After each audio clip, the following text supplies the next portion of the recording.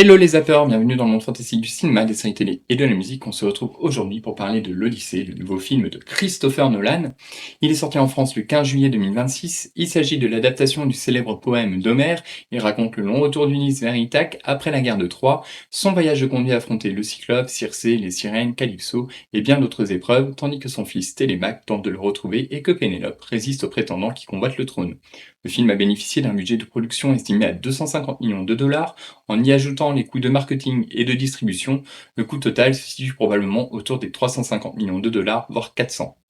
À l'heure où je vous parle, l'Odyssée a déjà engrangé 264 millions de dollars au box-office mondial, un excellent démarrage qui confirme une nouvelle fois l'engouement du public pour les films de Christopher Nolan. En règle générale, un blockbuster doit rapporter environ 2 à 2 fois et demi son coût total pour devenir réellement rentable. Autrement dit, l'Odyssée devrait viser les 800 millions de dollars de recettes mondiales pour commencer à générer de véritables bénéfices.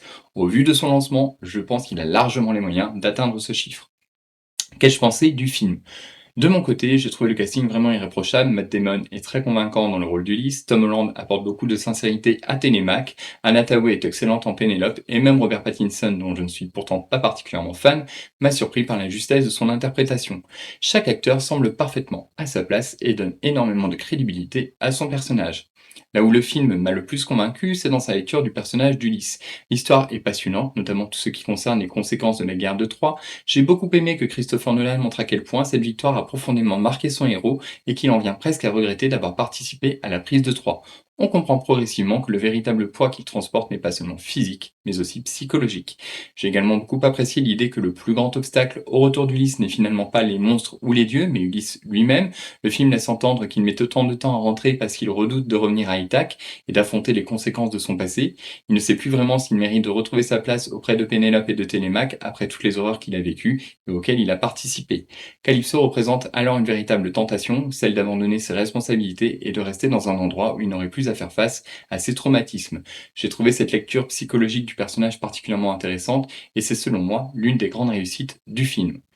En revanche, je m'attendais à une mythologie beaucoup plus grandiose. Je n'ai jamais eu l'Odyssée d'Homère, donc pour la vidéo j'ai fait quelques recherches. Quand j'ai découvert une bonne partie de cette aventure, je pensais être davantage émerveillé. Finalement, le schéma est souvent le même. Ulysse arrive sur une île, affronte un danger, puis repart vers une nouvelle île. À force, j'ai trouvé cette construction un peu répétitive.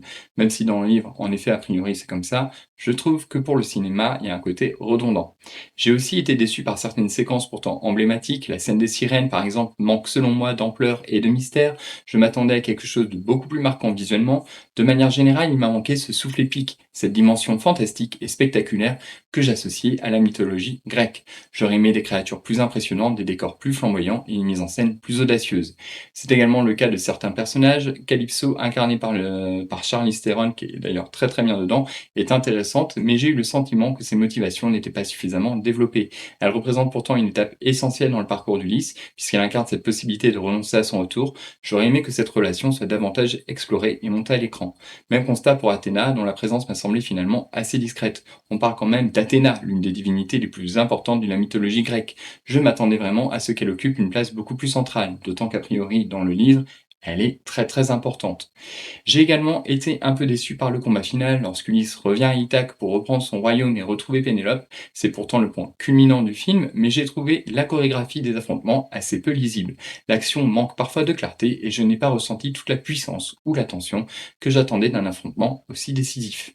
Cette impression se retrouve d'ailleurs dans des décors. En dehors de la grande salle où se déroulent les banquets des prétendants, le palais de Pénélope paraît finalement assez pauvre. On découvre très peu le château, ses différentes pièces ou même le royaume d'Ithaque. J'aurais aimé que Christopher Nolan fasse davantage explorer cet univers pour lui donner une véritable identité. Là encore, j'ai trouvé que le film manquait un peu d'ambition visuelle. Je m'attendais à quelque chose de plus majestueux, de plus coloré et de plus vivant. Après, je sais que c'est un choix scénaristique et un parti pris de Nolan de faire ce choix-là. On parle d'une Ithaque qui est sur le point de tomber. Donc je trouve que c'est bien aussi de, canaliser, le décor et le château sur ce point-là, mais je trouve que ça manquait quand même de quelque chose. Au final, l'Odyssée reste un très bon film. Christopher Nolan signe une adaptation ambitieuse portée par un casting remarquable et un récit humain très fort. Ce qui m'a le plus marqué, c'est sa manière de raconter les blessures invisibles d'Ulysse et de faire de son voyage un chemin autant psychologique que physique. Et je pense que c'est justement là le choix de Christopher Nolan. En se concentrant sur la psyché d'Ulysse, il y relègue volontairement la dimension mythologique au second plan. C'est un choix artistique que je comprends, mais c'est aussi ce qui m'a un peu frustré. J'aurais aimé qu'il assume davantage ce côté mythologique en proposant des créatures plus impressionnantes, des décors plus riches, des personnages divins davantage développés et un final plus spectaculaire. Pour moi, c'est ce qui l'empêche d'atteindre le statut de chef-d'œuvre. C'est un excellent film d'aventure et un drame humain très réussi, mais il lui manque cette dimension épique et merveilleuse que j'espérais retrouver dans une adaptation de l'Odyssée. Après tout, on parle quand même de l'un des plus grands récits mythologiques de tous les temps. C'est l'Odyssée, quoi. Donc voilà, c'est tout pour ma critique. Je trouve que c'est un très bon film, mais c'est vrai qu'il m'a manqué ce petit truc épique que j'associe à la mythologie grecque et que j'aurais voulu voir dans le film qui m'ont manqué. Le son, j'en ai pas parlé, j'ai été le voir dans une salle ICE, le son était vraiment très enveloppant, c'était très immersif. J'étais au premier rang, on sentait les vibrations, c'était top, la musique aussi, donc vraiment là-dessus, il y avait rien non plus à dire au niveau du son. Et voilà, donc dis-moi en commentaire ce que tu as pensé de l'Odyssée de Christopher Nolan. N'hésite pas à liker, partager, t'abonner. On se retrouve demain et dans les jours qui suivent pour des épisodes, des analyses toujours de Buffy contre les vampires.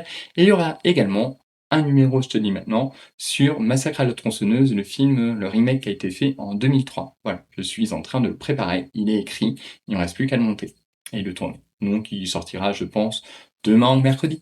Voilà. Je te dis à très bientôt. Passe une bonne journée. Bye.